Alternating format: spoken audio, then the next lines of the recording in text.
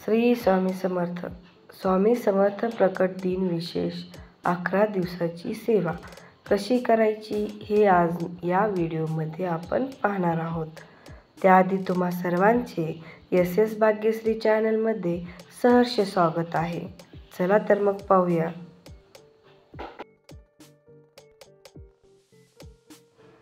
लवकरच श्री स्वामी समर्थांचा प्रकट दिन आहे. 31 मार्च 2025ला आपण सगळे स्वामींचा प्रकट दिन साजरा करणार आहोत.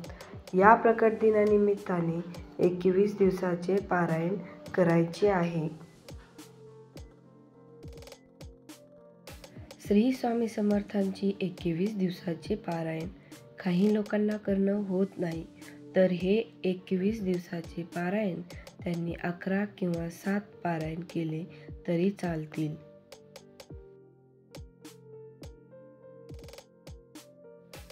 सर्वप्रथम जे लोक 21 दिवसाची सेवा करत आहे किंवा 108 पारायण करत आहेत, त्यांनी ही सेवा करण्याची गरज नाही, कारण ते आधीच त्यांची सेवा करत आहेत. जर त्यांनी त्यांची इच्छा झाली तर दत्त महाराजांची ही सेवा करू शकता.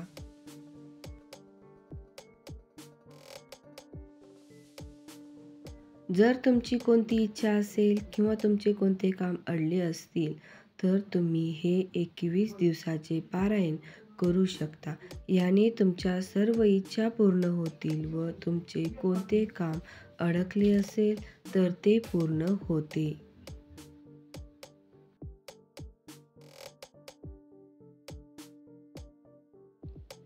तर हे पारायण तुम्हाला कसे करायचे तर हे पाहूया. आपण 11 दिवसाची सेवा म्हणजे किती तर 21 मार्च ते 31 मार्च या 11 दिवसाच्या कालावधीमध्ये तुम्हाला जमेल तशी जमेल तेव्हा श्री स्वामी समर्थांची सेवा करायची आहे.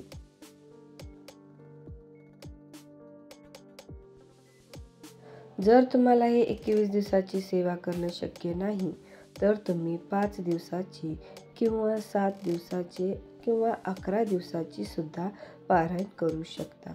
तर ते कसे तर प्रकट दिनाच्या आधी 7 दिवस पारायण करायचे आहे.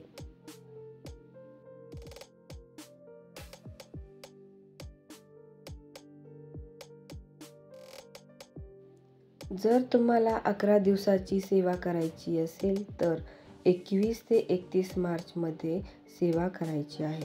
यामध्ये जर कोणाची मासिक धर्म असेल तर त्यांना लवकर सेवेला सुरुवात करावी लागेल, जेणेकरून त्यांची 21 दिवसाचे पारायण पूर्ण होईल. नियोजनाने पारायणाला बसायचे आहे.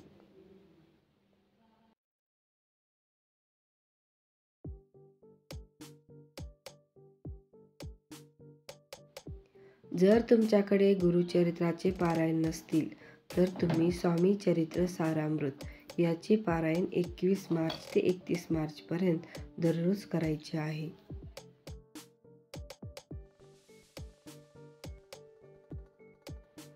तर हे पारायण पूर्ण 1 ते 21 अध्याय पठण करून झाल्यावर एक पारायण पूर्ण होते. हे एक पारायण पूर्ण करते वेळेस एका बैठकीमध्येच हे पूर्ण करायचे आहे.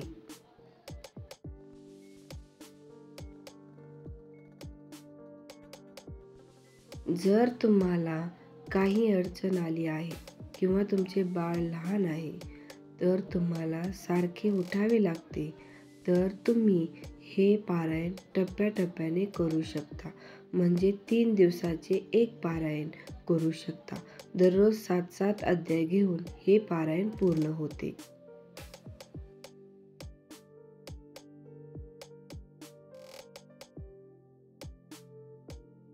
या पद्धतीने सुद्धा तुम्ही हे सारामृत पठण करू शकता. जर तुम्हाला पारायण करणं शक्य होत नसेल तर तुम्ही दररोज 11 माळ श्री स्वामी समर्थाचा जप करू शकता. 11 माळी जप करता त्यावेळी तुम्ही एकाग्र मन करून हे स्मरण करायचे आहे. ते श्री स्वामी समर्थांच्या मूर्तीसमोर किंवा फोटोसमोर बसून तुम्हाला हे स्मरण करायचे आहे.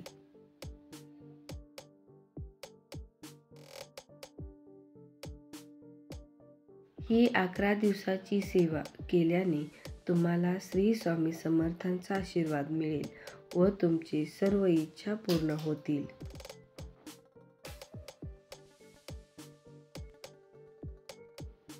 जर तुम्हाला पारायण करणं शक्य होत नाही किंवा यापैकी कोणतीही सेवा करणे शक्य होत नाही, तर तुम्ही 11 दिवस 11 वेळा तारक मंत्राचा जप करू शकता. हे केल्याने सुद्धा तुम्हाला पारायण केल्याचे फळ मिळते.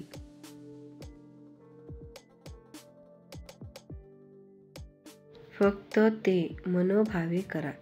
तुम्ही हे पारायण संकल्पयुक्त करायचे असेल तरी सुद्धा करू शकता, परंतु हे पारायण तुम्ही एका बैठकीमध्येच पूर्ण करायचे आहे.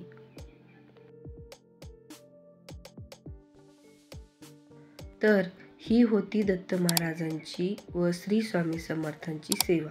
हा व्हिडिओ तुम्हाला कसा वाटला तो कमेंटमध्ये श्री स्वामी समर्थ लिहून कळवा व चॅनलला सबस्क्राईब करायला विसरू नका. श्री स्वामी समर्थ. श्री गुरुदेव दत्त. धन्यवाद.